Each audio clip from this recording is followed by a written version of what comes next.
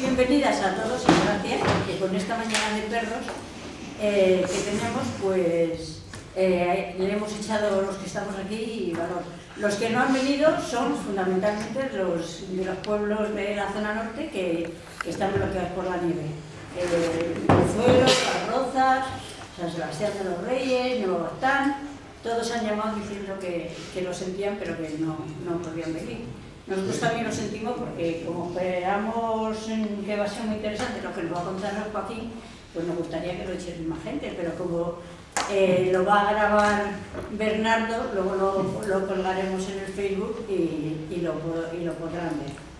Esta es la primera actividad del año. Esperamos que en la siguiente, es que el día 12 es la Asamblea General, tenemos también ya concertada con el Reina Sofía, también va a estar la de las colecciones reales y las otras charlas. Esperemos que el tiempo nos permita pues asistir a todo y disfrutarlo. Y sin más, pues Aurora va a presentar a Joaquín, que como coordinadora de la Comisión de Formación, pues es lo que le toca. Muchas gracias, Joaquín, por estar aquí, porque ha sido para ti un esfuerzo encontrar el espacio. Yo, desde que te he llamado, estaba a punto de coger el metro y llevo aquí en 10 minutos. Bueno, pues yo voy a presentar a Joaquín. Cuando decidimos en la comisión hacer un debate sobre Europa, enseguida pensamos en ti. ¿Por qué pensamos en Joaquín Almunia? Porque yo creo que te has convertido en el mejor conferenciante sobre Europa ahora mismo. Por lo menos estás cogidísimo y el que haya venido hoy aquí, pues ha sido como un esfuerzo muy grande, porque ya lo quisimos traer y no pudo el día que venía porque tenía otra conferencia. Bueno, Joaquín, lo recordaréis porque ha sido ministro, 2 veces yo creo, una vez de trabajo y otra vez de las administraciones públicas, me parece. Bueno, y ha sido, yo sobre todo lo que creo de su conocimiento de Europa es que ha sido comisario europeo de asuntos económicos y monetarios, yo creo, desde el 2004 al 2010 tengo yo. Luego ha sido vicepresidente de la Comisión Europea, comisario europeo de competencia hasta el 2014, es decir, es una persona que de Europa sabe, yo creo que se lo sabe todo. Entonces, pues nosotros cuando pensamos en que, bueno, que teníamos ganas de este tema que hay en Europa ahora, tan problemático, el desafío global que hay, pues pensamos en ti. No quiero nada más, yo creo que si todos le conocéis no hace falta más presentación, sino dejarle el tiempo para que nos explique. Luego suele haber un debate, es decir, que luego te preguntaremos y tú, si puedes, nos aclaras, si puedes, porque claro no está casi nada, pero bueno. Así que muchas gracias. Muy bien, pues muchísimas gracias a todas, a todos, muchas gracias a Carmina, que hace mucho que no estábamos en un acto juntos. ¿Verdad? Muchas gracias a Aurora, la que he visto más recientemente en alguna otra charla sobre el tema europeo, en el Ateneo y... ¿En el Ateneo? En el Ateneo, muy bien. Pues, encantado de estar aquí. Yo no quiero hablar demasiado tiempo, quiero más preguntas y tratar de responder a las preguntas, a las dudas. A lo mejor respondo con mis dudas también sobre lo que va a pasar en Europa, pero bueno, vamos a ello. Bueno, hace 40 años, el 1 de enero del año 1986, han pasado 40 años y unos pocos días, que ingresamos en la entonces Comunidad Europea, hoy Unión Europea. Los españoles, los demócratas españoles, hemos sido europeístas siempre. Desde que se lanza la idea europea, en el año 1948 se crea el movimiento europeo, sigue existiendo, y la rama española tiene un presidente que es paisano mío, que nos conocemos desde niños. No éramos europeístas entonces, pero cuando nos conocimos debíamos tener 5 años, ¿sí? Pero somos europeístas de siempre, como demócratas. En el año 48 se funda el movimiento europeo. Había algunos españoles, algunos pocos españoles en el exilio que asistieron a la creación del movimiento europeo en La Haya, en los Países Bajos, Entre otros estaba Ignacio Prieto, socialista, exiliado. Estaba Salvador de Madariaga, un europeísta que no era socialista, pero era demócrata y estaba exiliado en Londres y era de los que asistieron a la creación del movimiento europeo. En España hay una fecha que tenemos que recordar muy importante para la participación española en la integración europea, que es el llamado Contubernio de Múnich, lo llamó así el ABC. Decían que todos los que estaban allí participaban en un contubernio. Era una reunión del movimiento europeo que invitó a la oposición española, oposición que asistió en buen número, en parte de gente que estaba en el exilio y en parte de gente que salió de España clandestinamente para participar en aquella reunión del movimiento europeo, de los cuales yo conozco a un superviviente. Yo debe ser el único que queda. Hay otro del periódico, paisano mío, que dice que él también estuvo, pero no se sabe muy bien quién era. Y Carlos Bru existe aquí, lo hemos visto la última vez que estuvimos juntos en el Ateneo, estaba allí en primera fila, tiene 97 años o por ahí, está como una rosa, tío. Y este ha escrito cosas muy interesantes sobre cómo se fraguó la reunión de Múnich, sobre cómo se organizó por parte de la gente que estaba aquí en el interior el pasar allí. Algunos de los que pasaron se quedaron en el exilio después y volvieron más tarde, otros llegaron a España y fueron deportados a Fuerteventura, me parece, en Canarias, en alguna de las islas Canarias, en fin. Ese es el origen del europeísmo español, todavía en la clandestinidad, los que estaban aquí, en el interior, año 62. Se hace ya muchísimos años. La Comunidad Europea se había lanzado como idea en 1950, 2 años después de la creación del movimiento europeo, con una declaración del que era ministro de Exteriores francés, Schuman, que en Bruselas, en la jerga europea, se llama San Schuman, que es un poco el padre fundador. Como las órdenes religiosas tienen un padre o una madre fundadora, pues el movimiento europeo, que es laico, pero tiene a Schuman como fundador. El que estaba detrás de Schuman es una persona importantísima en toda la creación y la imaginación sobre cómo debía avanzar la integración europea, que era Jean Monnet, francés también, como Schuman, y había otros padres fundadores en la época, y la oposición española en el exilio estaba en contacto, gente del Partido Socialista, gente de los partidos republicanos, los nacionalistas catalanes y vascos siempre han seguido la idea de Europa con mucho apoyo, con mucha convicción. Algunos de ellos porque creían que la entrada en Europa les iba a permitir el País Vasco por un lado y Cataluña por otro fuesen países miembros de la Unión Europea independientes de España, cosa que obviamente no ha sido, pero siguen siendo europeístas en general. Y ahí empezó una convicción proeuropea de toda la oposición española. Aquí en España, cuando empezó la democracia a partir de las primeras elecciones en 1977, en junio, lo primero que hizo el gobierno elegido, presidido por Adolfo Suárez, pero con el apoyo de todo el Parlamento español de la época, 1977, es pedir el ingreso. Lo había pedido el régimen franquista en los años 60, cuando se empieza a oír aquí de la Comunidad Europea. Inmediatamente el gobierno de Franco, no me acuerdo quién era el ministro de Exteriores de la época, de los años 60, presenta una petición que es rechazada por la Comunidad Europea de la época porque dice: aquí no admitimos dictaduras, solo admitimos democracias.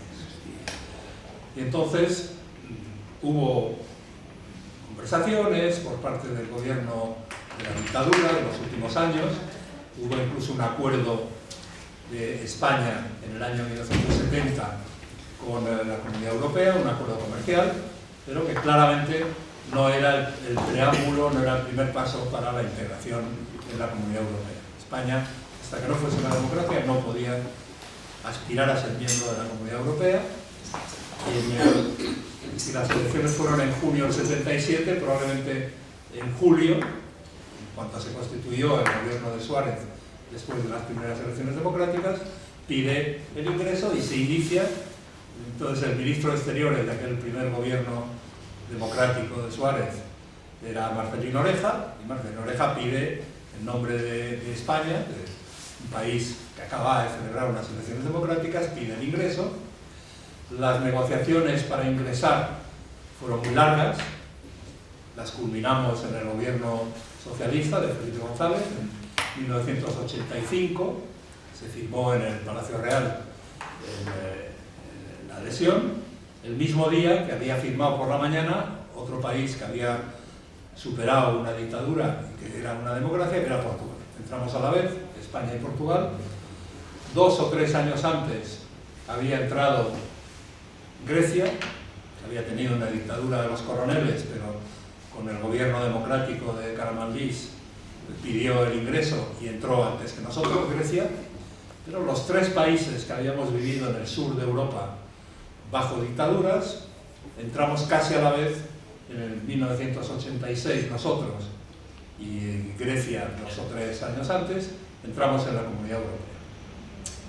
Pasamos de ser 9, que era entonces la Comunidad Europea, a 12. O sea que fuimos el 11º y el 12º país, Portugal y España, en entrar en la Comunidad Europea. Bueno, desde entonces, las convicciones proeuropeas de los partidos políticos y de la sociedad española han mantenido durante muchos años una posición unánime.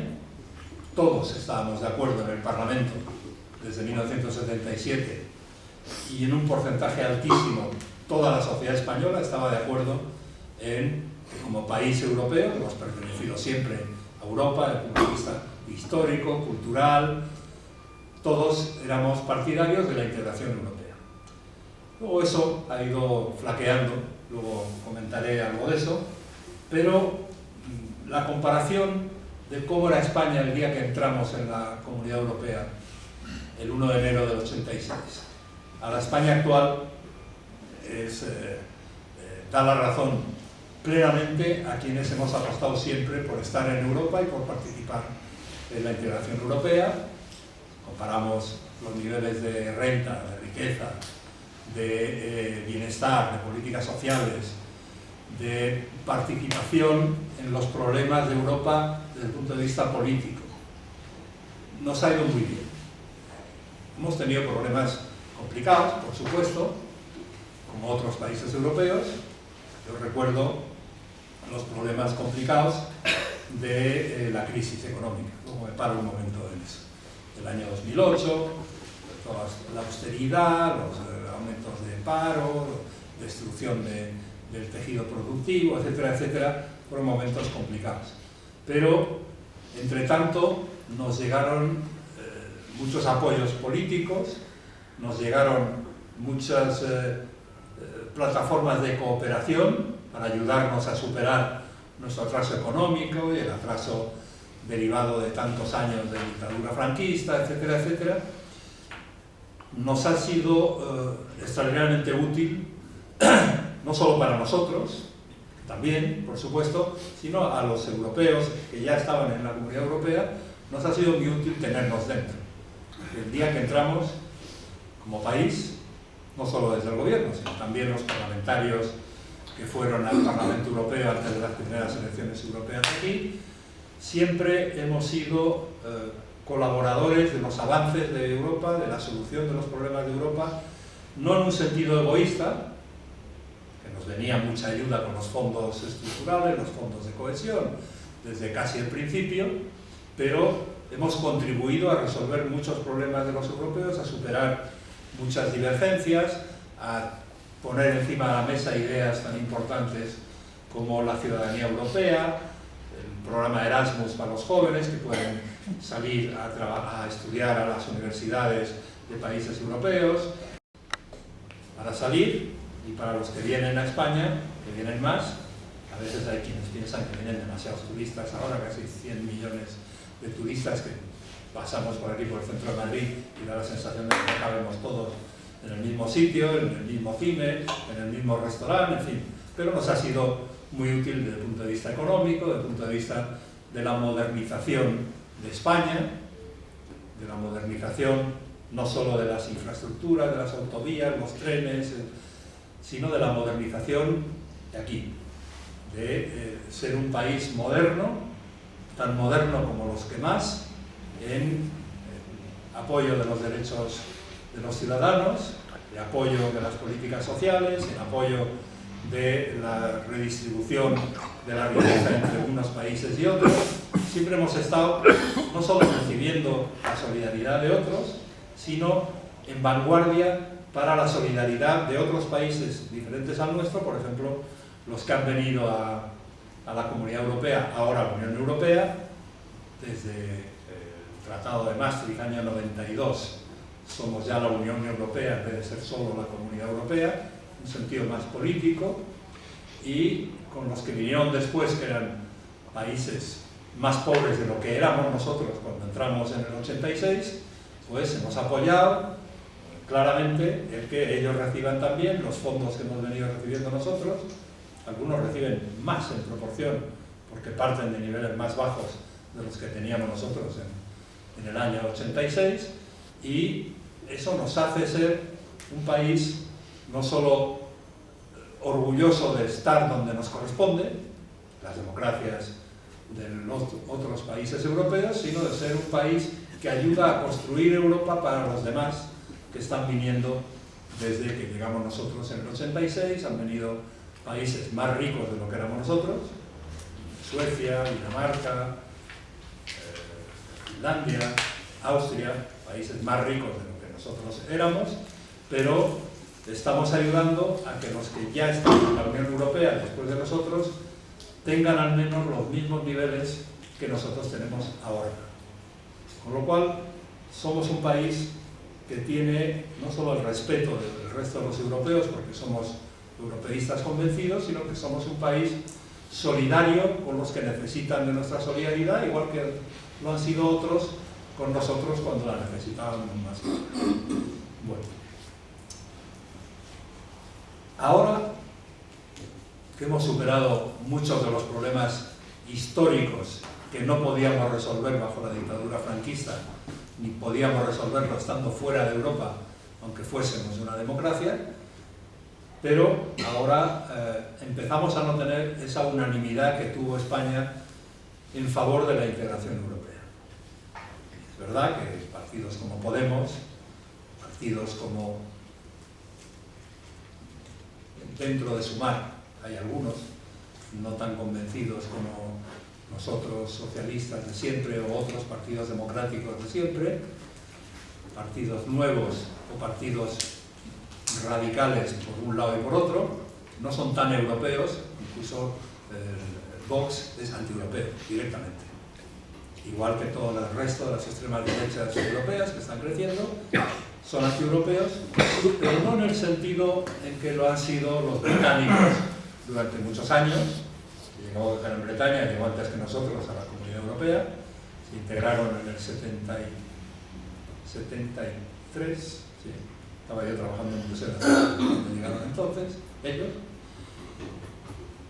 Gran Bretaña ha sido euroescéptica, no le gustaba que avanzase la integración europea, pero han colaborado y han participado, en algunos casos muy activamente, en avances de parte de la integración europea. Pero luego les llegó una oportunidad que ellos en estos momentos se arrepienten de haber utilizado aquella oportunidad, y es que el primer ministro de la época, Cameron, un conservador británico, para resolver problemas internos de su partido, bueno, pues voy a organizar un referéndum a ver si los británicos quieren seguir perteneciendo o no a Europa. Los conservadores casi siempre han sido menos europeístas que los laboristas, casi siempre. Y en este caso Cameron no era antieuropeo, pero hizo una maniobra política de estas de corto plazo, de un regate que no le salió bien. Él pensaba que podía ganar el referéndum para reforzar su posición de querer quedarse en la comunidad, en la Unión Europea, exigiendo a cambio contrapartidas, y resulta que perdió el referéndum, se quedaron fuera y se arrepienten casi todos. No todos los que votaron a favor de salirse, pero casi todos se están arrepintiendo claramente, aunque de momento, si preguntas en Bruselas a la gente que está en la Comisión Europea o los proeuropeos de siempre en otros países europeos o aquí, ¿ustedes quieren que lleguen ya los británicos de vuelta? Y dices, espera, a ver si se dan cuenta de la barbaridad que hicieron y se arrepienten de verdad para no volver a repetir la operación. Pero ahí siguen fuera de momento. Cosa que, con la situación complicada que tenemos en Europa y en el mundo, con los Estados Unidos en este momento, con estas historias de Groenlandia, luego hablaré de eso un ratillo, están los británicos colaborando con nosotros, porque son una potencia nuclear, tienen muy buenas relaciones históricas con Estados Unidos, aunque ahora les va mal con Trump, y tienen una diplomacia, unos servicios de inteligencia, etcétera, etcétera, muy potentes, y por lo tanto son conscientes de que como europeos, aunque no estén en la Unión Europea, necesitan ayudar al resto de los europeos a ir solucionando los problemas que tienen. Pero bueno, ahora la mayoría de los ciudadanos, a pesar de Vox y algunos anti-europeos o euroscépticos en otros partidos, algunos que apoyan al actual gobierno y otros que no apoyan al actual gobierno, pero la mayoría de los ciudadanos siguen siendo proeuropeos. Según todas las encuestas, no solo las españolas, sino las que hacen en Europa, el Eurobarómetro, dicen que la opinión pública en España es de las más europeístas, de los más proeuropeos de todos los 28 países de la Unión Europea, los 27.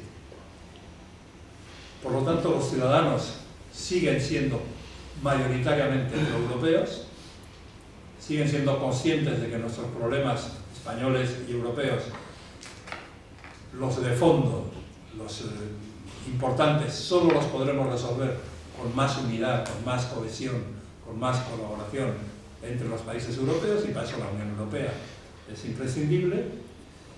Pero es verdad, he dicho antes de pasada, en la crisis económica de 2008 a 2013 más o menos, en España cayó la opinión pública en su apoyo a la integración europea, porque vio las políticas que se estaban decidiendo a escala de la Unión Europea para luchar contra la crisis aquella financiera tremenda, y España sufrió mucho la crisis.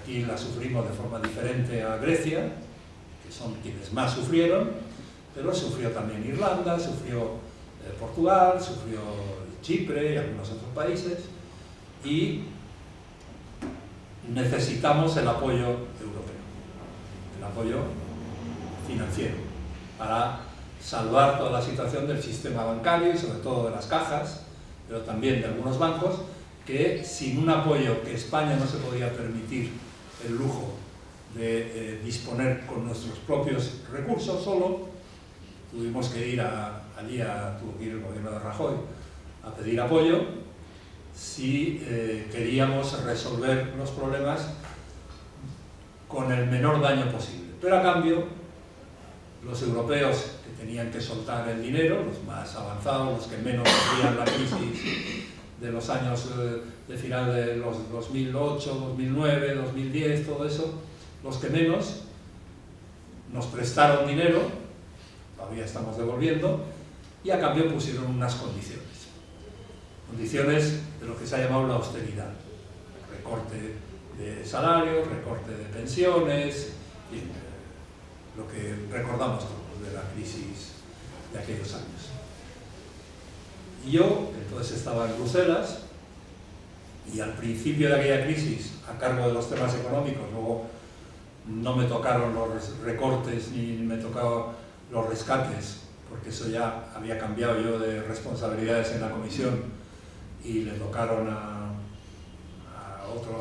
comisarios, y le tocó al gobierno de Zapatero, tuvo que aceptar adopción de medidas, y el gobierno que vino después de Rajoy, que sustituyó al gobierno de Zapatero en medio de la crisis, el final del 2011, que ganó las elecciones, la caída del gobierno de Zapatero y del Partido Socialista, como consecuencia de las medidas que tuvo que proponer y que tuvo que adoptar, fue fuerte, una caída de votantes y de apoyo político fuerte, pero yo desde arriba, desde Bruselas, desde el norte, yo veía que aquí el gobierno de Rajoy aplicaba más austeridad de la que le estaban pidiendo los europeos desde las instituciones europeas o desde los gobiernos europeos.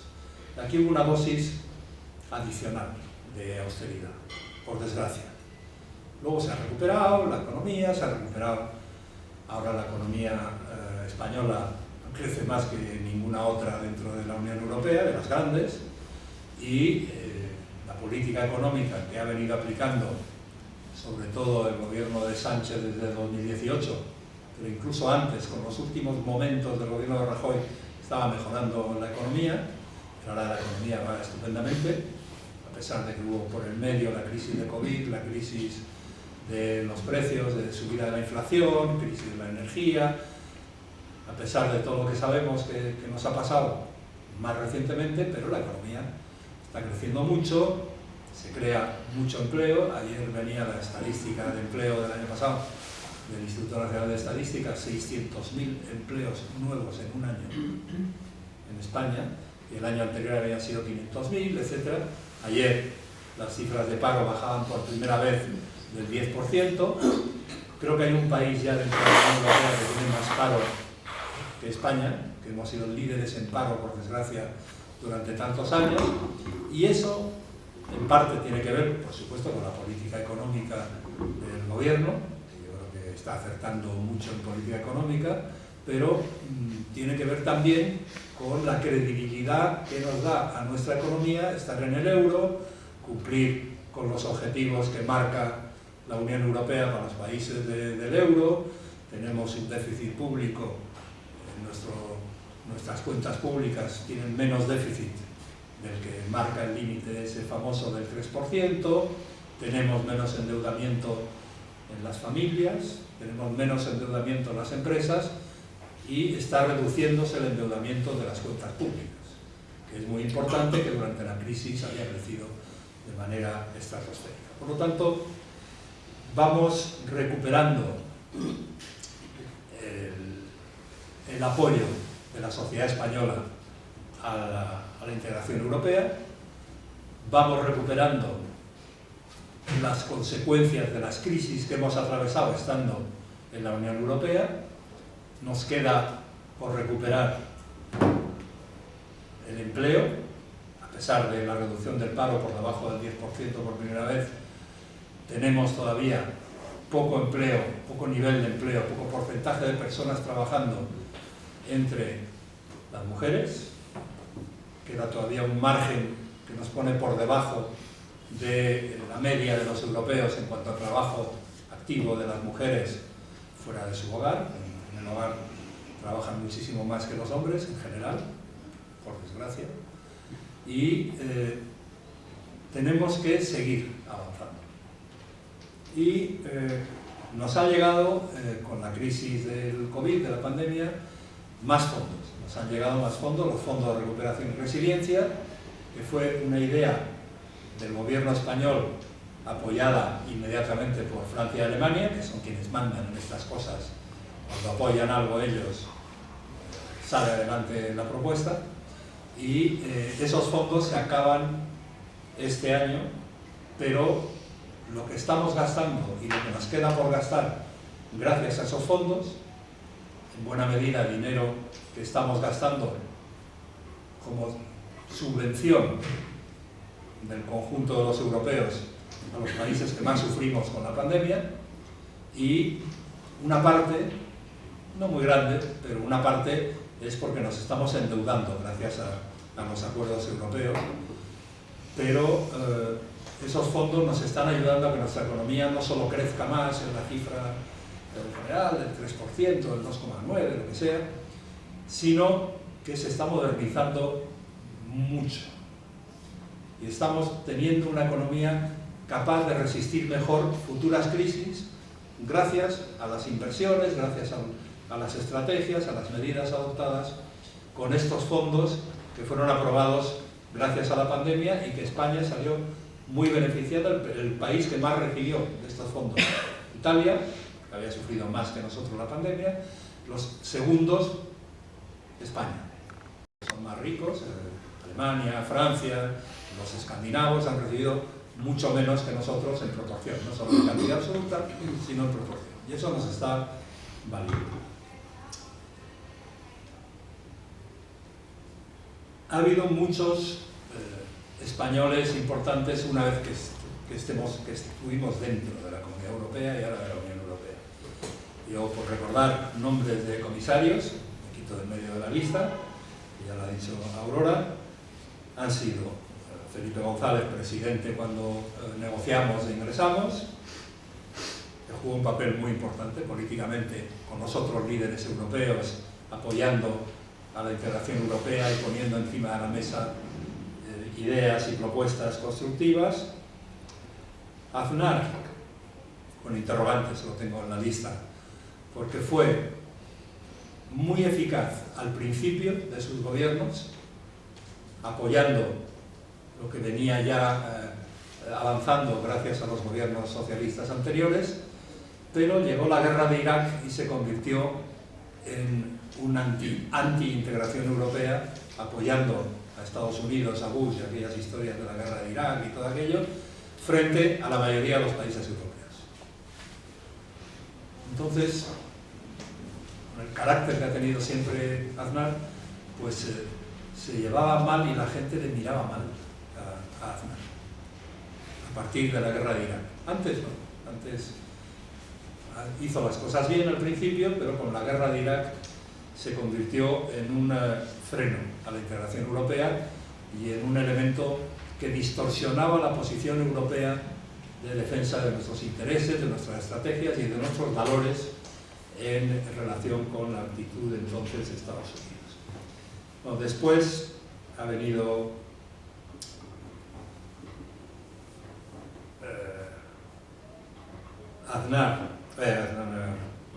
Rajoy y Zapatero.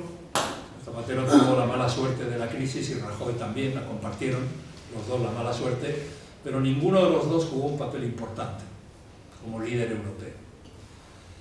¿Qué más españoles ha habido? Bueno, ahora Pedro Sánchez juega un papel importante, pero políticamente la socialdemocracia está en minoría dentro de la mesa de los que deciden en la Unión Europea, dentro de la mesa del Consejo Europeo de Jefes de Estado y de Gobierno, más allá de Teresa Rivera y 2 o 3 más en la Comisión Europea. Los otros son del Partido Popular Europeo, que cada vez se está haciendo menos de centro y más conservador, por desgracia. Liberales quedan unos pocos, que a veces son progresistas en algunos aspectos y otras veces menos. Hay algún verde en la mesa de la Comisión y en la mesa del Consejo Europeo, pero cada vez hay más populistas de extrema derecha. O bien porque están en los gobiernos, algunos son primeros ministros o primeras ministras, como la italiana Meloni, o no digamos ya el húngaro Orbán, esperemos que pierda las elecciones dentro de pocos meses, pero las políticas europeas están dominadas por el centro derecha y en parte por los populistas de derechas, de extrema derecha, y ahí la posición de Pedro Sánchez es muy complicada y la posición de Teresa Rivera como comisaria y vicepresidenta de la Comisión, de la actual Comisión Europea, es muy complicada. Porque ya la derecha europea no está apoyando las políticas de lucha contra el cambio climático, están cada vez más proclives a llegar a acuerdos anti-inmigración con la extrema derecha europea, o con la de aquí. En fin, estamos en una posición políticamente complicada. Hemos tenido en la historia de estos 40 años 1, 2, 3 presidentes del Parlamento Europeo españoles: Enrique Barón, José María Gil Robles, que ya murió, y Pepe Borrell, que fue presidente del Parlamento Europeo durante 2 años y medio. Hemos tenido 2 ministros de Exteriores de la Unión Europea, Javier Solana, que fue el primero, y Pepe Borrell, que ha sido el último hasta la actual. Y hemos tenido algunos altos funcionarios en la Comisión Europea extraordinariamente importantes. Y vais a permitir que diga 2 nombres que creo que conviene recordar para entender toda esta historia nuestra de 40 años en la Unión Europea. El primer español que fue director general dentro de la Comisión Europea, que es el más alto nivel de los funcionarios europeos y que estaba a cargo de los fondos estructurales, el Fondo de Cohesión y el Fondo Regional y el Fondo Social, que es Eneko Landaburu, un paisano mío, muy amigo, de la misma edad, paisanos, que ha sido extraordinariamente importante no solo para nosotros, para toda la Unión Europea en todas las políticas de redistribución de lo que se llama la cohesión territorial, con ayudas a los países menos avanzados, apoyos para que vayan recuperando los niveles de renta, etc. Eneko ha sido después embajador europeo en Marruecos durante un periodo y ahora está jubilado, como corresponde a los de nuestra edad. Y luego otro funcionario muy importante, entre otros muchos, sé que no voy a citar a todos, pero ha habido muchos importantes, pero el otro lo tenemos aquí ahora en Madrid, es del Partido Popular, pero es un proeuropeo convencido, ha sido miembro de los gabinetes de los comisarios europeos del Partido Popular, prácticamente de todos. Primero fue Abel Matutes, era muy joven y ya acababa de llegar a España con Matutes y Manolo Marín a la comisión, y Daniel Calleja fue miembro del gabinete de Matutes, después ha sido miembro del gabinete de Marcelino Oreja, que después de ser ministro de Exteriores aquí tuvo un periodo de comisario en Bruselas. Después ha sido jefe de gabinete de Loyola de Palacio, que fue una comisaria española del PP muy importante allí, hizo un gran trabajo Loyola de vicepresidenta de la comisión Prodi. Después Daniel Calleja ha sido el jefe del Servicio Jurídico Europeo, muy importante puesto, que depende directamente de la presidencia de la Comisión Europea y es la que marca los límites, como el abogado del Estado, el jefe de los abogados del Estado, pero de la Comisión Europea. Y ahora lo tenemos de jefe de la representación de la Comisión Europea aquí en Madrid, en la Castellana, desde el 1 de diciembre, y ya le tocará jubilarse dentro de pocos años, pero todavía sigue en activo. Cualquier cosa que queráis de él, está de jefe en el Paseo de la Castellana, es una persona extraordinariamente europeísta, amable, simpático, tratable, y si queréis cualquier cosa de él, para cualquier actividad, cualquier de esto, podéis contar con él seguro.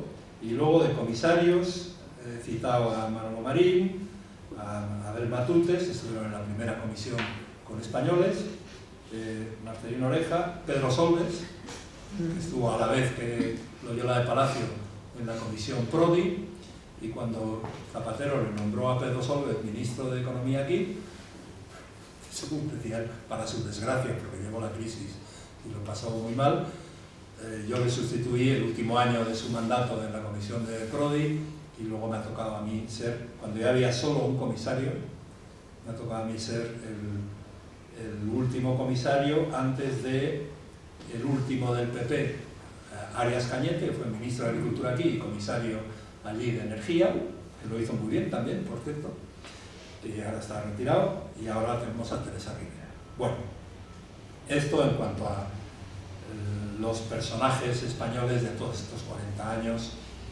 por citar a los que han ocupado puestos de primer nivel, pero se podían citar a otros muchos. Hay mucha presencia española y hay mucha presencia muy valorada de españoles en la Unión Europea. Las dos cosas. Muchos españoles y mucha valoración, muy buena valoración de los españoles ahí. Bueno, ¿y ahora qué? Ahora que tenemos un problema que marca el principio de una nueva fase de la integración europea.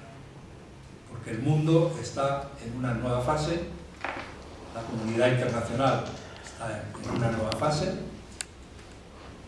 Europa tiene problemas nuevos, tiene desafíos nuevos y tiene mucha reflexión que hacer en cómo tomar decisiones para afrontarlos con éxito los nuevos desafíos. Cuando entramos allí en la Comunidad Europea, o antes, siendo europeístas, antes de ser miembros de la Unión Europea, no citábamos entre las responsabilidades europeas la defensa y la seguridad. Y hoy es el mayor problema que tenemos como europeos en nuestro continente. Tenemos una situación complicadísima. ¿Por qué? Pues primero porque tenemos guerra de Rusia contra Ucrania, porque tenemos la conciencia de nuestra fragilidad, de nuestra poca relevancia para ser activos y ser decisivos en la solución de una guerra que las tenemos al lado de nuestras fronteras, no digamos ya en Oriente Medio. No estamos presentes porque el resto de las potencias del mundo no quieren que estemos presentes. Rusia, por supuesto, China está por ahí en otros asuntos, y Estados Unidos, que estuvo en el origen de la integración europea, en ese movimiento europeo que se crea en 1948, Estados Unidos estaba empujando que acelerase la integración europea, que tomase cuerpo, que tuviese sustancia, que tuviese relevancia, y hoy en día Trump está en contra. Leyendo el último documento oficial publicado por su administración, que es la Estrategia de Seguridad Nacional para los próximos años, es sorprendente y genera una inquietud tremenda ver cómo habla de Europa. Nos hemos convertido de ser el aliado transatlántico, estar la mayoría de los países miembros en la OTAN porque nuestra seguridad estaba protegida por una OTAN donde mandan los Estados Unidos, no solo por su tamaño económico, sino por su capacidad militar, no solo militar del armamento tradicional, no solo tanques, no solo fusiles, sino los armamentos del siglo XXI, que son ciberseguridad, que son control de lo que sucede por el espacio a través de satélites, control de los misiles que te puedan tirar otros, que te los pueden tirar desde miles de kilómetros de distancia. En fin, tenemos una sensación de que ha cambiado Estados Unidos de aliado a adversario o a enemigo nuestro. Y no porque una declaración de Trump, que siempre es imprevisible en las tonterías que dice cada día, sino lo que escriben los de su administración y lo que él repite, si se acuerda de lo que ha leído, el otro día en la cumbre de Davos, etc. Habla de los europeos como si fuésemos sus enemigos de siempre, mintiendo además, falseando la realidad, y eso nos obliga a repensar cómo nos defendemos los europeos, cómo aseguramos la seguridad de los ciudadanos europeos, nosotros. Y por ser sincero, tiene razón el otro día el secretario general de la OTAN, que es el perrito faldero de Trump, que es holandés, liberal, en fin, pero está haciendo un papel vergonzoso, pero decía, y tiene razón, que en este momento los europeos no podemos garantizar nuestra seguridad por nosotros mismos.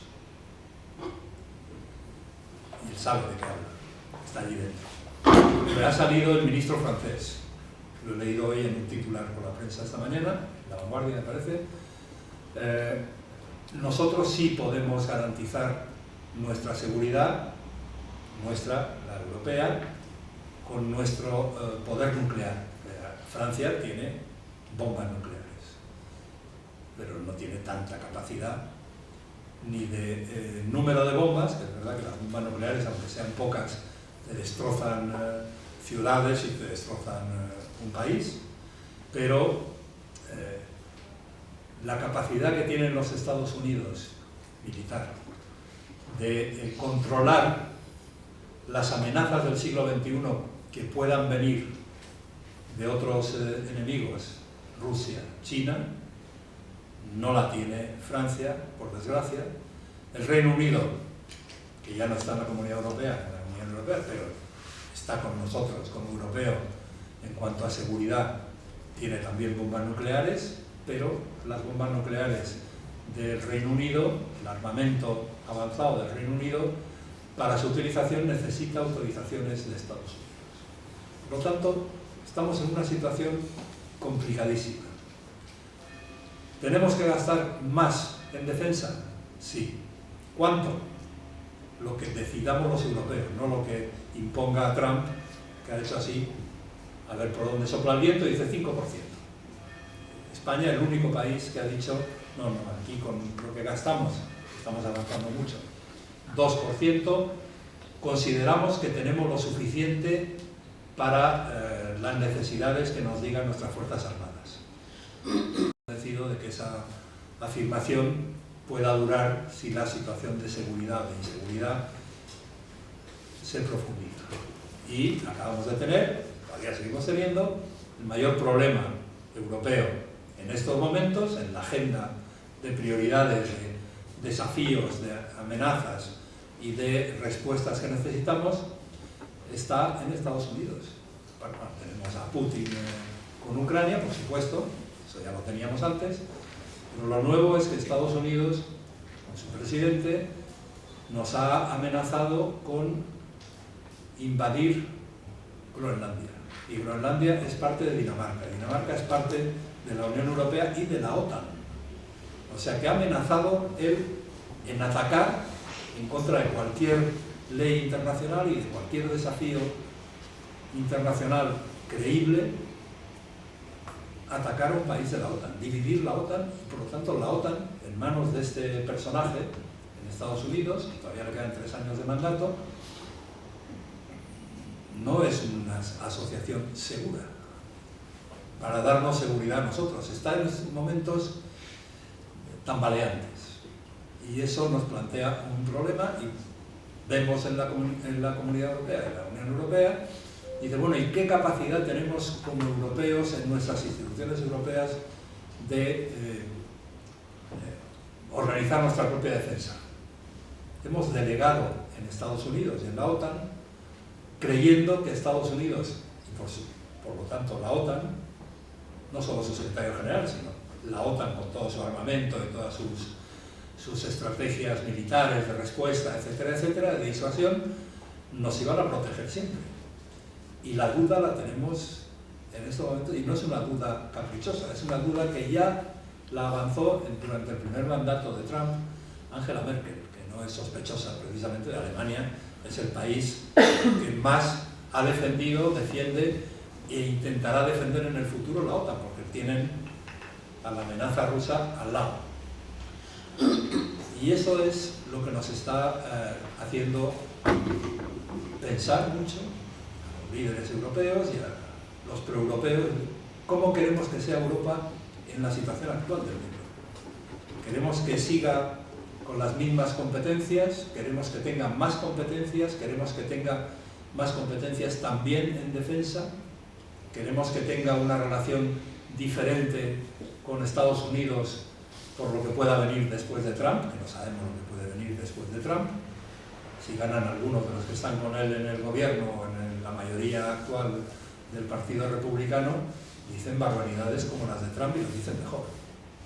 O sea que son quizás menos populares ante la opinión pública, que votó a Trump con un buen resultado en las últimas elecciones, pero son gente que sabe, ha pensado más y sabe con más detalle las cosas que le pueden interesar a Estados Unidos, que según su estrategia es América para los americanos, es decir, Venezuela tengo un problema, allá voy, sea quien sea. Maduro no es precisamente un personaje que merezca respeto, porque entre otras cosas ocupa un lugar que no merece porque perdió las últimas elecciones en Venezuela, pero él se quedó allí Pero no se puede atacar a un país así, con independencia del derecho internacional, con independencia de Naciones Unidas, con independencia de cualquier regla. No se puede decir, ataco, me llevo a Maduro en un helicóptero, no sé dónde se lo llevó, a una cárcel de Nueva York, y además me quedo con el petróleo. El petróleo lo gestiono yo, oiga, pero el petróleo, verdad que ha sido durante muchos años un motivo de discordia dentro de Venezuela. Ha habido nacionalizaciones del petróleo, que a saber cómo las hizo Chávez y después las continuó Maduro, y la señora esta que ahora presidenta encargada de Venezuela ha hecho cosas que no se pueden defender desde ningún punto de vista democrático, del derecho internacional, etcétera, etcétera. Pero el petróleo será de los venezolanos y serán ellos los que decidan. Cuando tengan una democracia, ojalá sea cuanto antes, tendrán que decidir si privatizan lo que los otros incautaron o nacionalizaron de manera ilegal, etcétera, etcétera. Pero el petróleo no es de los americanos, es de los venezolanos. Y lo que pasa en Perú, que tienen elecciones dentro de unos meses, pues será de los peruanos. De lo que pase en Colombia, que ha amenazado también al presidente de cualquier barbaridad, será decisión de los colombianos, etcétera, etcétera. Y lo que pasa en México, a quien también amenaza, es su vecino, muy importante, muy grande, socio comercial teóricamente de Estados Unidos, será de los mexicanos.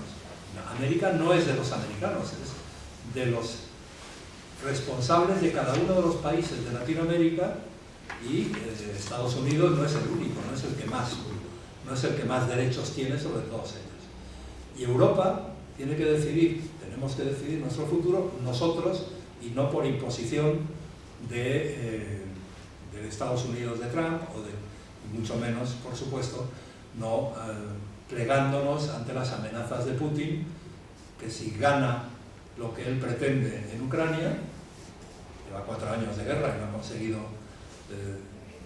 más que controlar una pequeña parte del territorio ucraniano, pero si gana con el apoyo, con la comprensión y con la cooperación de los Estados Unidos, nos amenaza a nosotros, al resto de los europeos, directamente.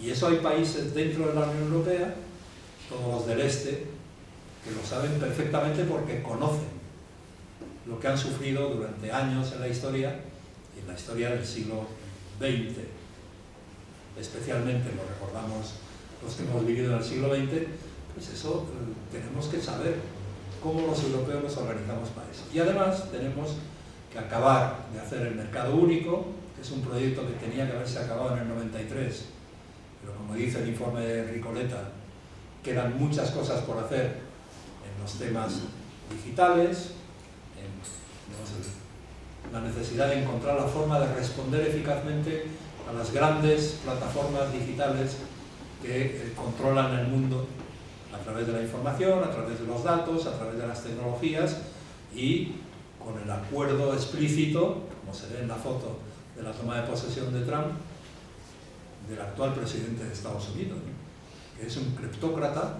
que está haciendo negocios para sí y para su familia, y en muchas ocasiones en connivencia con los grandes líderes de las grandes plataformas digitales que están en Estados Unidos y que dominan buena parte de la información, dominan buena parte de la seguridad frente a la ciberseguridad, etcétera, que dominan buena parte de la inteligencia artificial que se está desarrollando.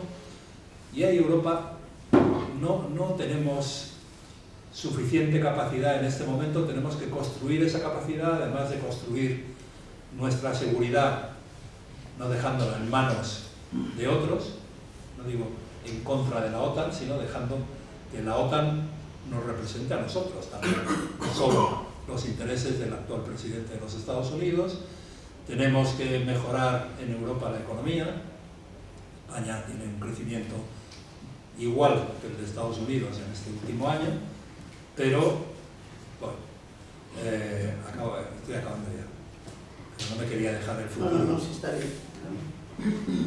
En la economía tenemos que hacer, parte de mercado único, tenemos que encontrar la manera de recuperar liderazgo en nuevas tecnologías de la información, digitales, etcétera, etcétera. Hubo momentos en que tuvimos liderazgo, por ejemplo en teléfonos móviles, en el cambio de siglo y después, incluso en este siglo al principio, las empresas de móviles, de teléfonos móviles y de digitales en Europa eran líderes mundiales y ya no lo somos. Ahora son líderes Estados Unidos y China.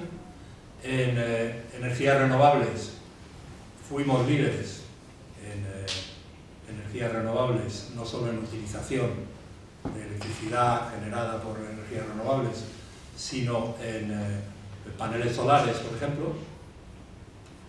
Los chinos han quedado. Otras tecnologías requieren unos minerales, lo que se llaman tierras raras y otro tipo de minerales, que los chinos han estado durante años y años invirtiendo no solo en buscar en su territorio, sino en refinar para hacerlos utilizables tecnológicamente, minerales y tierras raras que hay por el resto del mundo, en África, en América Latina, y han sido capaces de tener una estrategia de ir invirtiendo y de ir consiguiendo para sus industrias, que en algunos casos son más avanzadas que las de Estados Unidos, por supuesto que las nuestras, con minerales que han ido consiguiendo mediante acuerdos o intercambios con otros países de África y de América Latina y que saben ellos procesar y utilizar para ganar mucho dinero y mucho mercado. Por lo tanto, tenemos unos desafíos que son diferentes a los que tuvimos en el siglo pasado, en el origen, y ahora hay, desde mi punto de vista, mayor necesidad de crear conciencia pro-europea a favor de la integración europea, a favor de avances de la integración europea, de lo que era en el siglo XX cuando nosotros llegamos a la Comunidad Europea. Lo cual sigue siendo válido nuestro pro-europeísmo del siglo pasado, pero necesitamos reforzar y profundizar más en España y en Europa el europeísmo del siglo XXI, con estos nuevos desafíos a los cuales tenemos que responder para que la gente, la ciudadanía, siga confiando en nosotros en vez de confiar, por desgracia, de manera creciente en populismos, demagogos, xenófobos que nos pueden llevar a la primera parte del siglo XX y no a la segunda mitad del siglo XXI. Ya, muchísimas gracias. Acabo. Me alargo mucho. No, yo creo que es muy interesante. Yo no solamente te corto, yo creo que este tema del desafío global es lo que más nos preocupa a nosotros. Entonces yo te agradezco mucho que hayas hecho una visión, que nos da una visión del europeísmo, pero como seguro que te vamos a preguntar más cosas sobre esto, pues por eso te he dicho. Así que tenéis la palabra los que queráis preguntar y si no preguntáis nada, le vuelvo a dar la palabra a él con los desafíos. A ver, Loles, primero. Gracias, me ha parecido excelente la intervención, sobre todo para recordar de dónde nacimos, porque a veces nos creemos que hemos nacido ya aquí, ¿no? Yo quisiera marcar 3 puntos que me parecen muy importantes. Se nos está exigiendo y ya se va creando el hábito de que hay que gastar más en defensa. Vale, la hucha tiene el dinero que tiene. Si se saca para defensa, de alguna parte se quita. Se quita pues de los servicios públicos y de lo que ha constituido el estado de bienestar. Al final de todo, porque todos sabemos que esto termina y a lo mejor es un objetivo, porque si no se exige, desestabilizando la democracia y dando auge a los populismos y a la gente de ultraderecha que está por todas partes, ¿no? Este es un punto. Otro, creo que la Unión Europea tiene un enemigo dentro de casa. Porque que la Unión Europea tiene el enemigo dentro de casa, porque ahí está el Orbán y algunos otros, ¿no? Entonces yo me pregunto, hay muchas normas que vinculan o que hay que cumplir y muchas conversaciones para la entrada de un país, pero no debería haber también, o a lo mejor las hay y no se aplican, no lo sé, normas para cuando ese país se aparta del cumplimiento y realmente va incluso contra la Unión Europea para que salga, o para ponerlo en cuestión en stand-by. Y el tercero, ha habido unas respuestas que podemos decir que catalogan de valientes, ¿no? La respuesta del primer ministro canadiense que le ha dado a Trump, la respuesta del presidente colombiano el otro día a Milei, por ejemplo, ¿no? o la carta que ha dirigido a la ciudadanía americana el expresidente Obama recientemente, esta misma semana, ¿no? Si hubiera, digamos, muchísimos líderes intelectuales y personas de peso en el mundo que tomaran esta posición, que ayudaría también a que la ciudadanía recuperara la credibilidad, recuperara la confianza y dijera sí, estamos a favor de esto, si hubiera ese sentimiento mayoritario de rechazo a Trump y su modo de hacer política, ¿cambiaría algo? ¿O todo esto serían fuegos artificiales que a los poderes reales que están por debajo no le afectarían? ¿Te parece que dejamos otras dos? Intento ser rápido, pero si es posible una a una. Vamos a ver. Es verdad que mejorar nuestra capacidad de defensa en Europa requiere aumentar nuestra capacidad de gasto en defensa en Europa. Hay una forma fácil, desde el punto de vista intelectual, pero complicada desde el punto de vista político.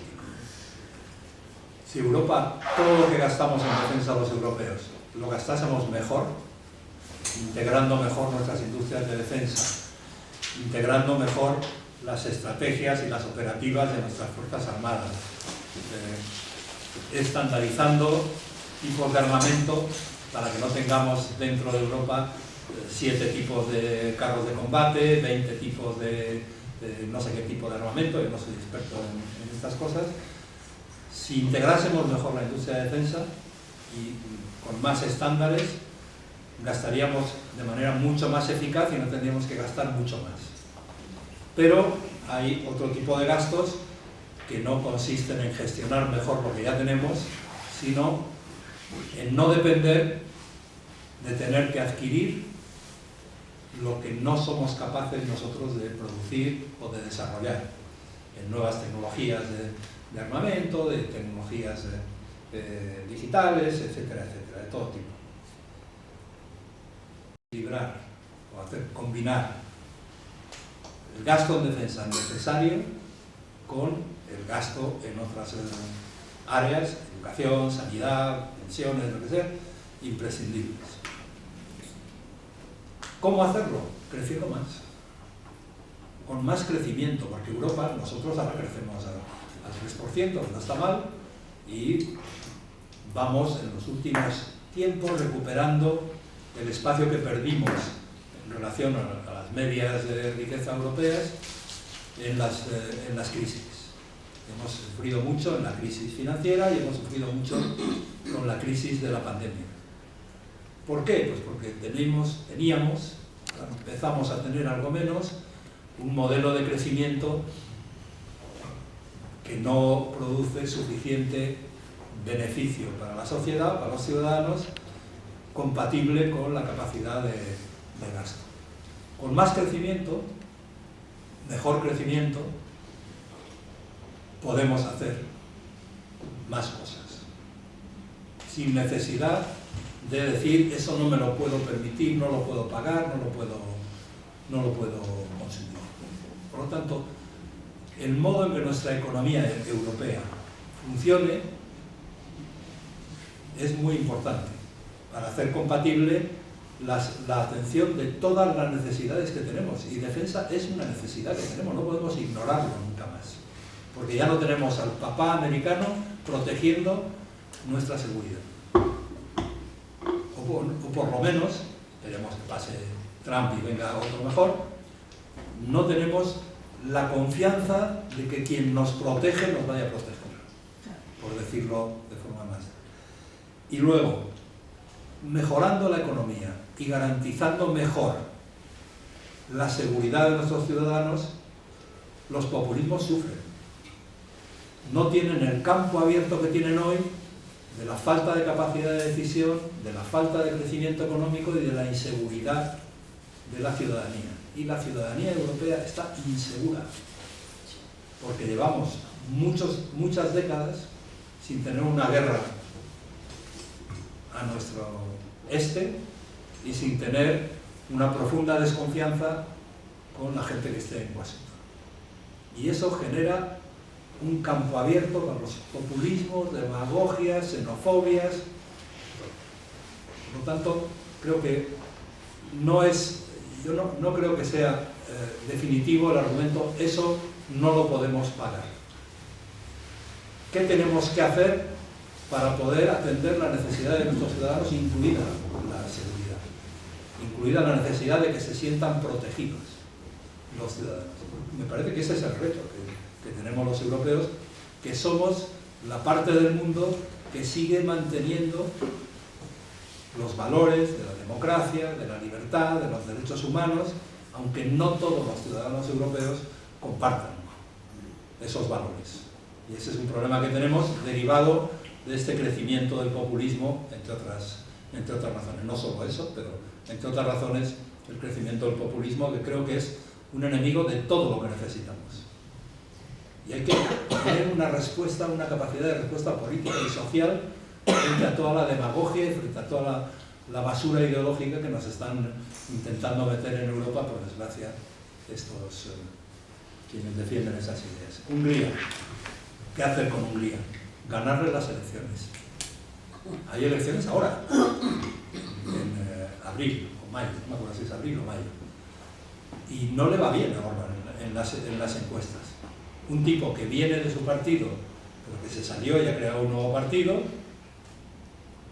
está a la cabeza en las encuestas, y si los partidos democráticos húngaros, que los hay, Orbán pertenecía a uno de ellos cuando era joven, el Partido Liberal, que luchaba por acabar con el comunismo en Hungría. Pero bueno, si los partidos democráticos no se dividen y apoyan a quien tiene más posibilidad de ganar las elecciones a Orbán, que es pro-europeo, el candidato este que viene del partido de Orbán y lleva años ahí peleando, es pro-europeo, pues la democracia soluciona esos asuntos. Con Estados Unidos, la democracia soluciona los asuntos de Trump y de toda la gente que le sigue a Trump. Porque Trump no está ahí porque haya pegado un golpe de Estado, está ahí porque le votaron.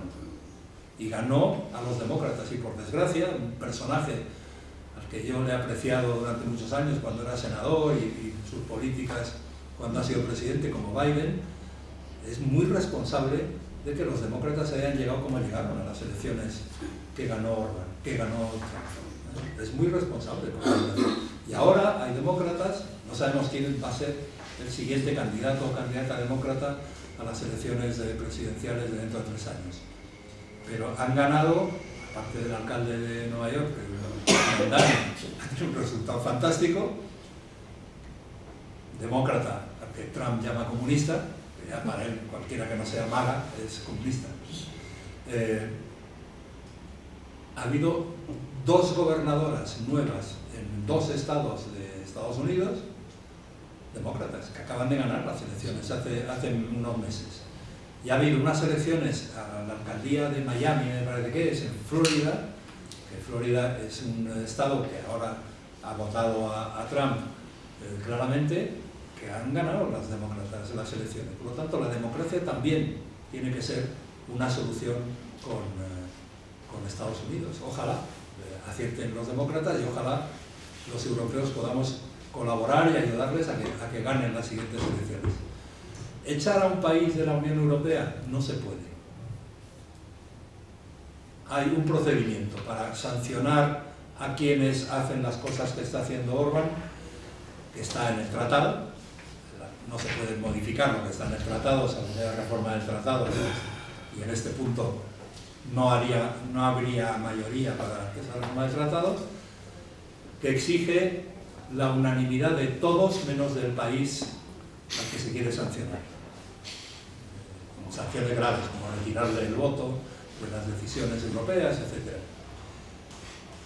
Y en este momento ese procedimiento que existe, pero no ganaría porque habría 2 o 3 países de la Unión Europea que no votarían a favor de sancionarle las sanciones duras que están disponibles. Lo mejor es la democracia. ¿Tú qué libras ya te Sí, quería hacer una puntualización. La La verdad que el panorama que tenemos es nada optimista. No quisiera ser pesimista, pero lo tenemos muy crudo. Cogiendo el símil de un barco como es Europa, se nos está abriendo un montón de vías. La vía principal es lo que es el populismo que está integrando ya en toda Europa, en todos los países de Europa. Digamos que eso no iba a subirse, más lo está integrando. Y luego tenemos pues el primo del zumbosol, nos ha cambiado el orden mundial, y por el otro lado tenemos la amenaza del imperialismo soviético, que no se le ha ido de la cabeza a la gente de la CIA, que era de la KGB. La verdad que lo tenemos muy crudo, porque este país, Europa, pues tiene un montón de bases norteamericanas también. No sé si se podía presionar al matón, pues un matón, casi un matón de colegio. De hecho, ya lo ha hecho Italia, y no es, a mí lo mismo es que sea un ejemplo de democracia como tal, pero le ha dicho que Europa, o sea, que Norteamérica, que vaya pensando en la fase norteamericana que tiene allí en Italia de deshacerlo. España, ¿qué podía hacer en ese sentido? Tenemos dos bases también, la de Rota y no lo sé, ya digo que lo tenemos, este barco de trigo se nos ha abierto un montón de vías de agua, y fuerza tampoco la tenemos mucha. El armamento que tenemos depende también de Estados Unidos. Por otro está China ahí, que está la gran incógnita que hay, pues no habla, es silenciosa. ¿Quieres contestar? Sí. Sobre las bases norteamericanas. Las más importantes están, la más grande de todas y más importante estratégicamente, está en Alemania. Si tú le preguntas a la mayoría de los alemanes, y de luego a cualquier líder político actual alemán, ¿qué quiere hacer con sus bases americanas en su territorio? Que se queden. No que se vayan, sino que se queden, por favor. Y no digamos ya a los bálticos, los que tenemos allí, una parte de nuestros soldados están en 2 países bálticos, que yo recuerde, no digamos ya a los otros fronterizos con Ucrania y Rusia. No es viable desde mi punto de vista pensar que esa es una amenaza contra los Estados Unidos. Es una amenaza que van a sentir dirigida contra ellos millones de europeos de la Unión Europea. Es así. Nos gusta tener aquí 2 bases que ya no son norteamericanas, pero que con el acuerdo que hicimos en el año 87 utilizan los americanos bajo las condiciones negociadas en su día con el gobierno español, que son Morón y Rota. No, pero eso, si les ponemos muchas trabas a los americanos, aparte que pagaremos las consecuencias que ellos decidan, pues se las llevan al otro lado del estrecho, a Marruecos, y no les será fácil, pero no les es imposible que cambien de localización las bases. Por no decir que a lo mejor Portugal ofrece su territorio y lo tiene más cerca. Porque no estamos en esa posición. Nuestro intento como Europa es, desde mi punto de vista, cómo responder a esto de los Estados Unidos. Primero con democracia, como decía, después con tratar de ser más relevantes nosotros, avanzando en nuestra integración y que contemos más para el resto del mundo como Unión Europea y no cada país por separado. Es algo que depende de nosotros. No necesitamos autorización de nadie para ser más relevantes. Necesitamos convicción política de que hay que integrarnos tenemos que integrar más. Integrarnos más económicamente, integrarnos más diplomáticamente, integrarnos más en temas de defensa, pero eso son decisiones nuestras, todas. Y luego, China. Con China hay una definición que está en los textos oficiales de la Unión Europea, aprobados por el Consejo Europeo, que es China es a la vez un socio, un competidor y un rival político. Ahora, ¿qué está pasando? Hay países que están empezando a mirar de otra forma a China, sin ignorar cómo son los chinos, que son tremendos, pero diciendo, oye, si no podemos depender tanto en tantas cosas de Estados Unidos, ¿cómo resolvemos nuestros intereses en función de nuestras prioridades, teniendo a China menos en contra, intentando tenerla menos en contra, e intentando diversificar nuestras alianzas? Ayer, o antes de ayer, se ha firmado por parte de la Comisión Europea un acuerdo comercial con India, que es impresionante, que en poco tiempo hayamos podido, como europeos, convencer a la India de que le interesa también a la India tener un acuerdo comercial con nosotros. Los indios, muy nacionalistas de siempre, que peleaban contra los británicos, pero muy proteccionistas, y no querían saber de acuerdos comerciales, les interesaban acuerdos, inversiones europeas allí, lo que sea.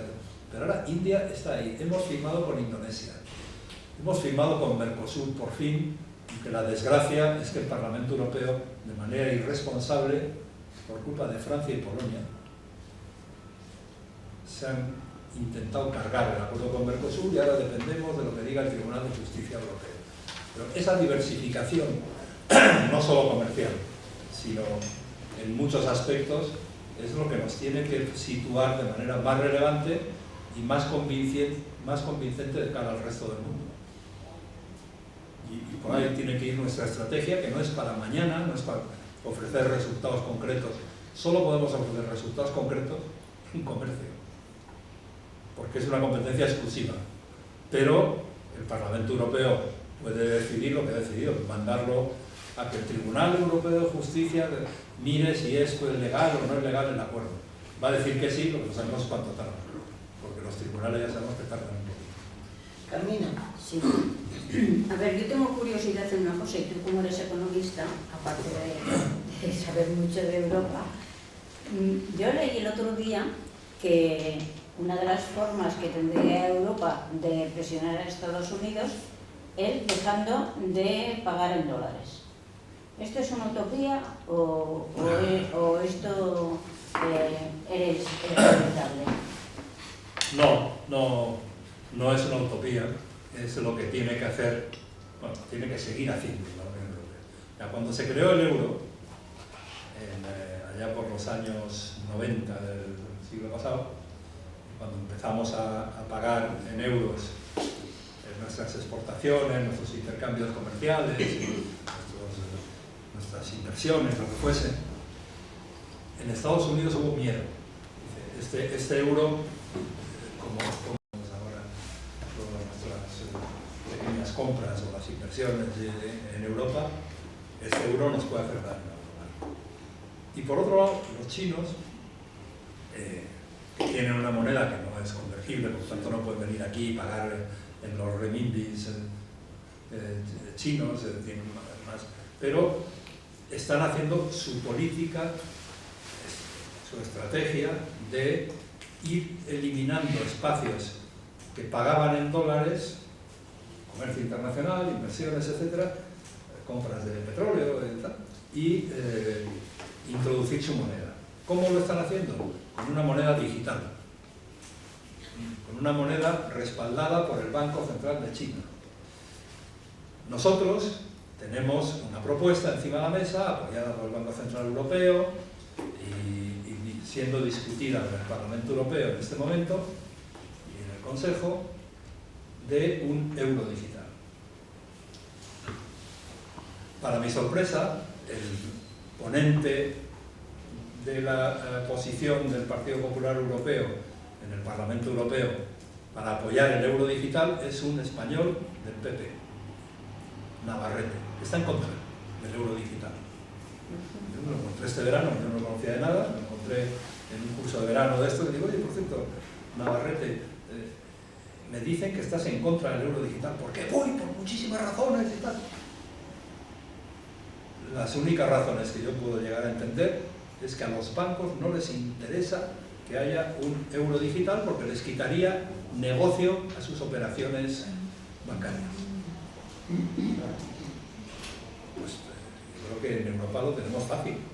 Tenemos que ir a por el euro digital, que le daría mucho más respaldo de credibilidad y capacidad de expandir su área de influencia al euro, que es la segunda moneda del mundo, y nos permitiría hacer muchas cosas. A nosotros, ciudadanos, nos permitiría tener una parte de nuestra capacidad de pago en euros digitales, que no sean euros, dinero o créditos de banco. Una parte, no vamos a hundir a los bancos, ¿no? Sí, sí. Nos iría mal a todos, pero ampliar ahí. Para operaciones entre empresas, que ya tienen en algunos casos, algunas empresas pueden tener una cuenta en euros digitales en el Banco de España, los demás no podemos.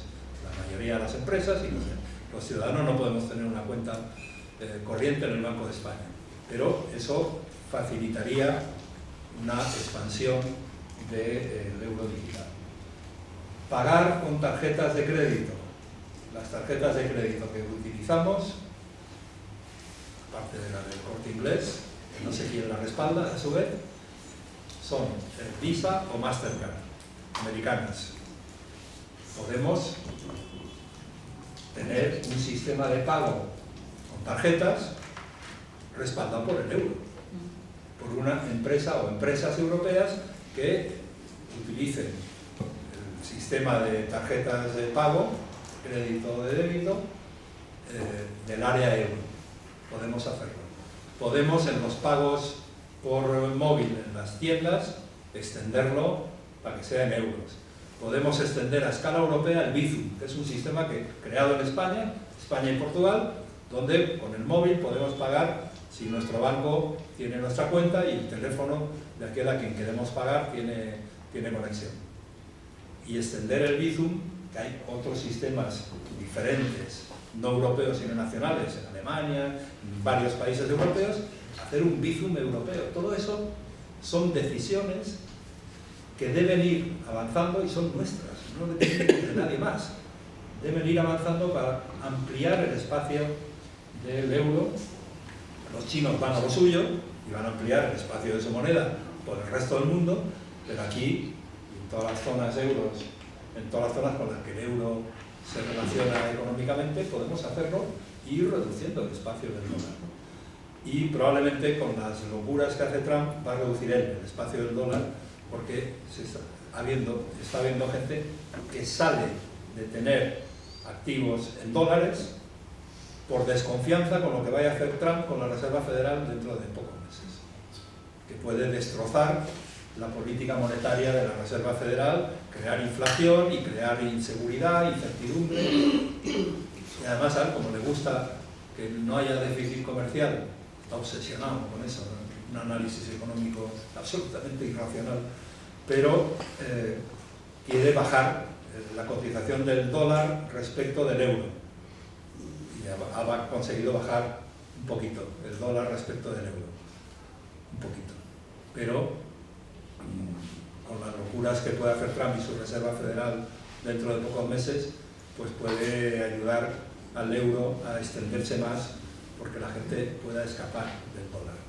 Que yo creo que sería un desastre si hay una huida de todo el mundo del dólar, porque crear una crisis mundial a raíz de la crisis del dólar nos pega un sopapo a todos, ¿no? Pero extenderse más y equilibrar lo más que podamos el peso político, el peso monetario, el peso económico, eso es fundamental. ¿Y estamos en eso? Salvo Navarrete. Pues nos acercamos a Navarrete. ¿Eh? Está Ana, luego también yo misma me doy la palabra luego a mí. Yo también Y quiero. luego Yo quería que no hemos tocado lo de Groenlandia, me gustaría que se tocara un poco.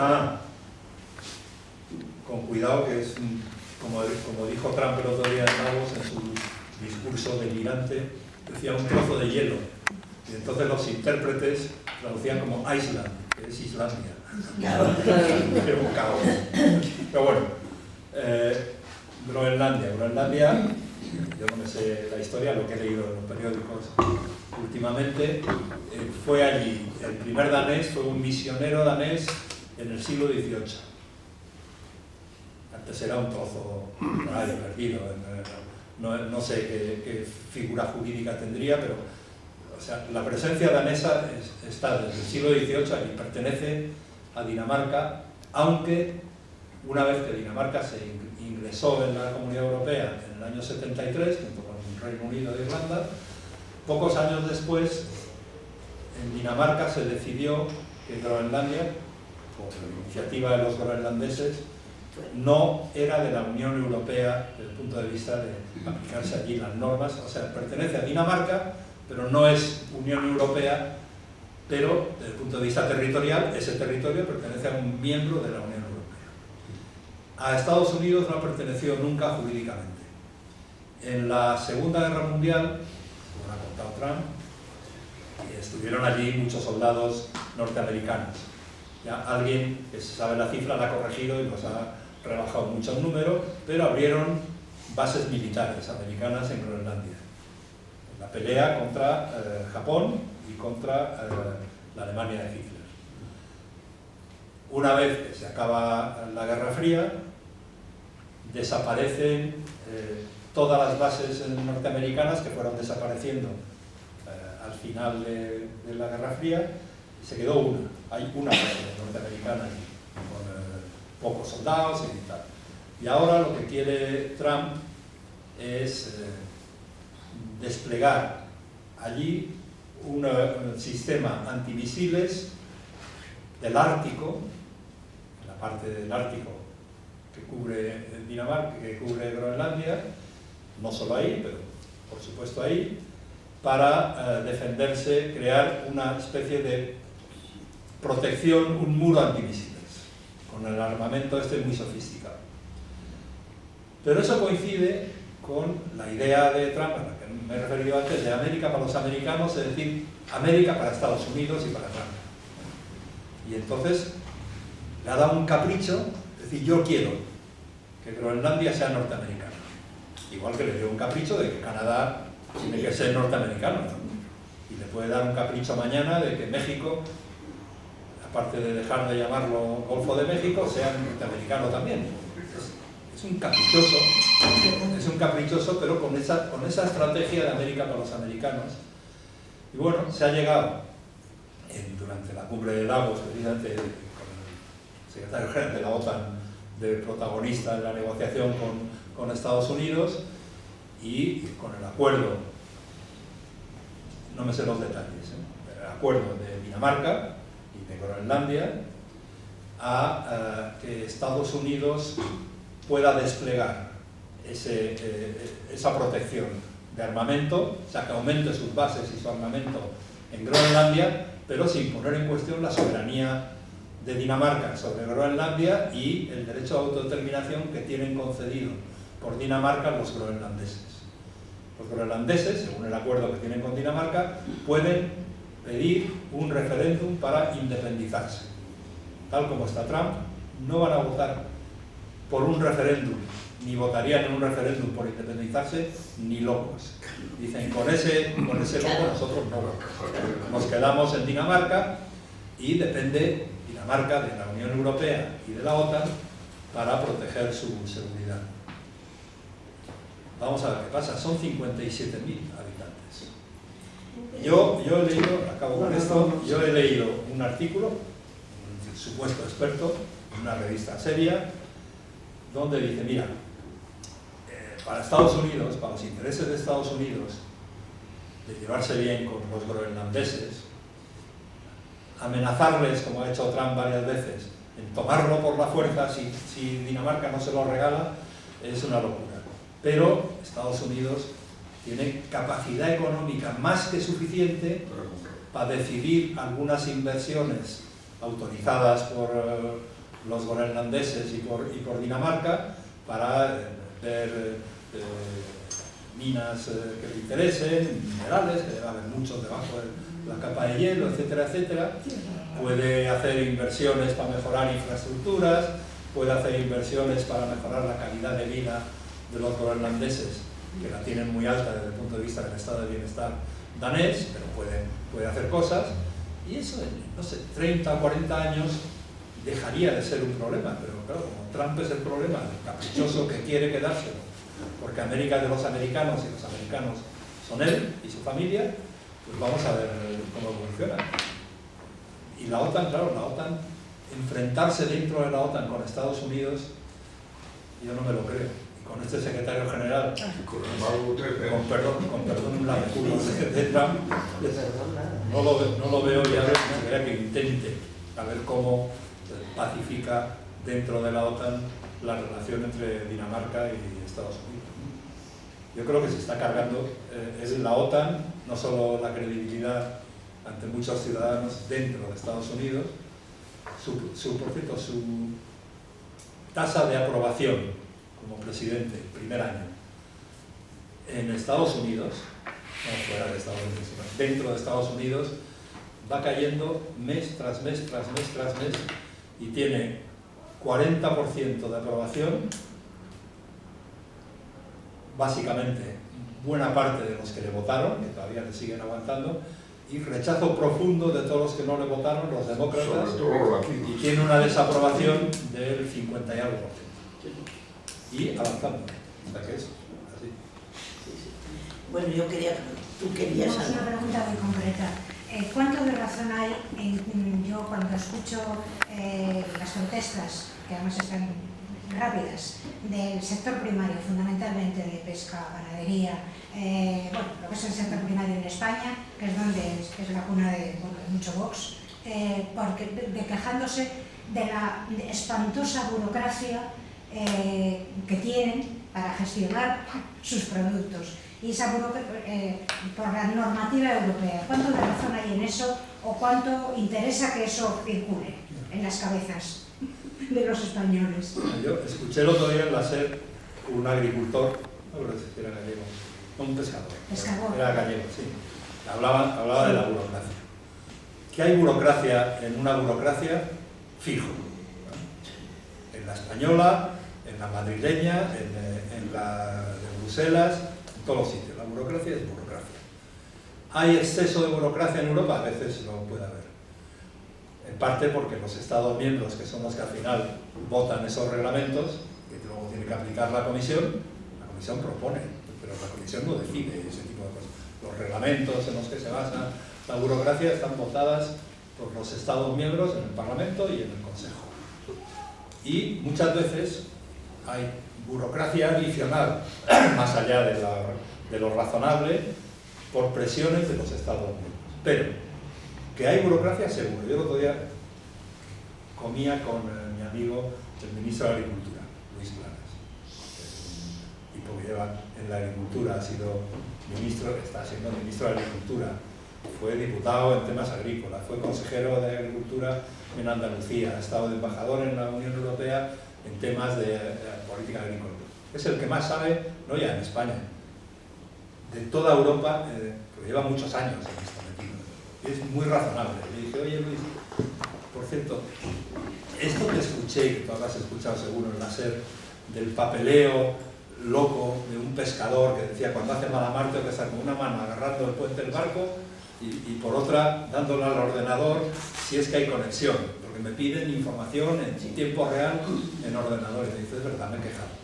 Sí, hay locuras de esas, de quien haya decidido que en el Cantábrico, en tiempos de temporal como estos que estamos viviendo, se puede hacer una información en tiempo real sobre cuánto pesa el pescado por ordenador, no entiende qué es ser. Y me reconoció que sí, que ya había dicho, que no sé qué, protesta, y dice, y si quien sea el burócrata en jefe de Bruselas, que no lo cumplan, y ya me sancionarán, lo que sea. No, hay burocracia, seguro. No, pero Exageraciones todas. la repercusión que eso tiene, que crezca una derecha, Sí. o sea, una protesta, vamos, Sí. es que hay campos de Vox. Pero sobre... No tanto. Mucho. Sí, sí, sí. Por desgracia, el Vox tiene votos en las ciudades. ¿Eh? También. Lo sabemos, pero vamos a ver. Por desgracia. En la agricultura muchos. Pero en la agricultura mucho. Yo te quería- Mira los tractores cuando salen. No, pero Ana. un último comentario sobre eso de ya. la burocracia y la política agrícola común.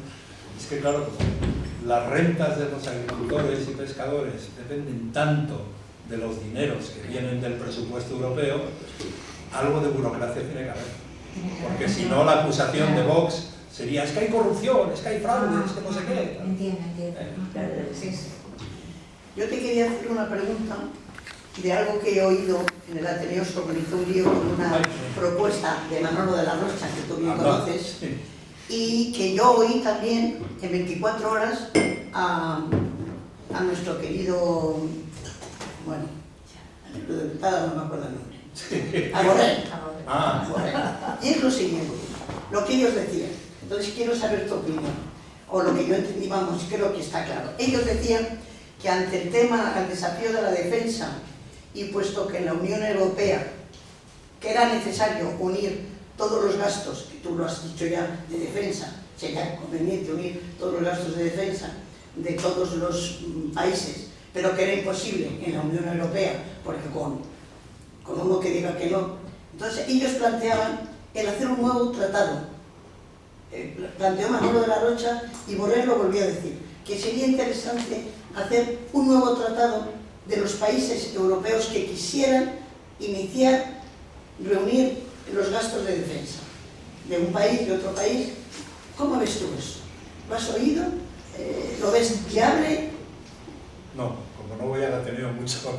No, pero Borrell lo dijo en 24 horas, Sí. que el Xavier Forte dijo, a ver, y a mí me extrañó dos personas, que Sí. seguro que no han hablado entre ellos, Sí. entiendo yo, y digo, ¿y eso es posible? Posible es todo. Pero es factible, ¿tú lo ves positivo? Vamos a ver, ¿Que empezar? posible para resolver la financiación de los rescates de la crisis financiera. El rescate griego, que ha habido 3. Sí, pero es que no es por defensa. No, claro. Eso también. Digo, hacer un tratado. Hacer un nuevo Fuera tratado. de la reforma de los Eso es. tratados europeos. Hacer un nuevo Me quiero tratado. referir a eso. Se creó, a través de un nuevo tratado fuera de la Unión Europea, la creación de un fondo de dinero de los Estados miembros del euro para financiar los rescates, los préstamos de los rescates,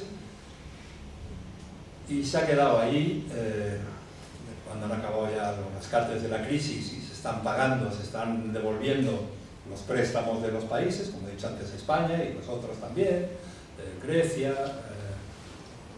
Portugal, Irlanda, Chipre, los otros 4, hay 5, y ese fondo, creado gracias a un tratado fuera del Tratado de la Unión Europea, tiene en estos momentos, no me acuerdo la cifra exacta, pero del orden de 300.000 millones de euros que no saben qué hacer con ellos. Un tratado que no es Unión Europea. La Unión Europea tiene muchas burocracias, tiene muchas dificultades porque 27 países, cada uno de su padre y de su madre, se tienen que poner de acuerdo, a veces con mayoría cualificada, a veces por consenso. Los jefes de Estado y de Gobierno tienen que acordar todos estar de acuerdo con algo que sea una decisión suya, y en defensa hay unas reglas especiales. Para bien o para mal, porque para mal, quiero decir que en España todo el aumento de gasto de defensa que estamos haciendo en estos años, hemos pasado del 0,9% al 2,1% del PIB en gasto de defensa, en pocos años, sin el Parlamento, a través de mecanismos del presupuesto prorrogado, pero hacer defensa, hacer un tratado en materia de defensa, parte de la Unión Europea, yo no lo veo, porque creo que la reforma de los tratados es muy difícil, pero desarticular los tratados con tratados, no con acuerdos al margen, sino con otros tratados, me parece que estamos tirando piedras contra nuestro libertad. No, yo me alegro que... Creo. El anterior solo hizo un avión, pero a mí, a la semana, es que volverle hoy a Borrell lo mismo, me dejó totalmente... Hombre, Manolo, como es jurista, pues siempre los juristas van siempre por eso, ¿no? Y un amigo nuestro, el del movimiento europeo, que me he referido, que también es... Carlos Bru. No, el Pachi Aldecoa, presidente del movimiento europeo actual, catedrático y juzgado de Derecho Internacional. Pachi, cualquier cosa que sea reformar el tratado, otro tratado, se tira en plancha, ¿no? Y yo siempre digo, oye, ¿no os acordáis lo que costó el debate sobre el proyecto de tratado constitucional que votamos en referéndum sí, los españoles y los luxemburgueses, y se lo cargaron porque exigía un referéndum, que todo esto exigiría un referéndum en los países? ¿Por qué os metéis en esos jardines? Encontrar vías políticamente más viables, porque tenemos prisa en tener decisiones. Y no podemos empantanarnos ahora años en una discusión entre juristas, todos listísimos, a mí me encanta escucharlos y tal, pero sin pensar, oye, el resultado que, ¿cuándo llega? No sé si alguno más queréis alguna pregunta. Venga, yo casi venga. Por la polémica de siempre. Yo creo que lo de Trump nos viene bien a Europa. ¿Qué me dices? Porque así nos espabilamos de esos nacionalismos trasnochados, defendiendo patrias, defendiendo tal. Dice, mira, ahora tenemos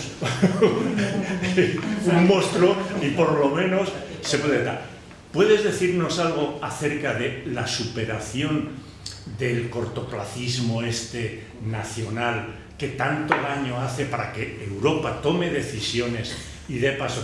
Y no me meto con lo de la izquierda, que también merece una buena crítica, cuando nos ponen encima de la mesa la necesidad de invertir en defensa, sin muchas... Algo sobre los nacionalismos. Mira, yo siendo de Bilbao, no soy nacionalista,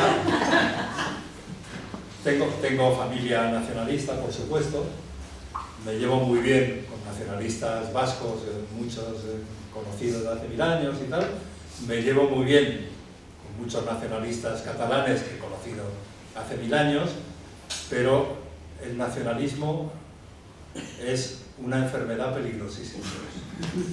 Es peligrosa dentro de cada país, es peligrosa en Europa. Por desgracia, no se ha inventado todavía una vacuna eficaz contra el nacionalismo, por desgracia. Y muchas de las cosas que le pasan a la Unión Europea, ¿y por qué avanza poco? ¿Por qué no toman decisiones? ¿Por qué son tan tibios y tal? Eso tiene que ver con que los nacionalismos existen en todos los lugares del mundo, para vuestra desgracia. Y es una enfermedad difícil de combatir. Imposible. No, imposible no. Difícil. Mira, imposible no. Yo lo que veo aquí en España, en Cataluña, comparo la Cataluña del proceso del 2007, 2017, con la de ahora, con la Cataluña actual, hay formas de combatirlo inteligentes, que llevan tiempo, que no curan definitivamente la bacteria que ha generado la enfermedad, que puede volver otra vez a infectar el cuerpo, pero no son imposibles. Y en democracia, creo que la democracia, el ejercicio del derecho de voto, el debate público, la libertad de prensa, todo eso son antídotos bastante eficaces, no imposibles de batir por la demagogia, por la xenofobia, por el provincianismo. Todo eso existe, por desgracia. Y me temo que existe desde hace más tiempo del que existen las ideas políticas que muchos tenemos, por desgracia. Pues muchísimas gracias. Vale. Muchísimas A vosotros.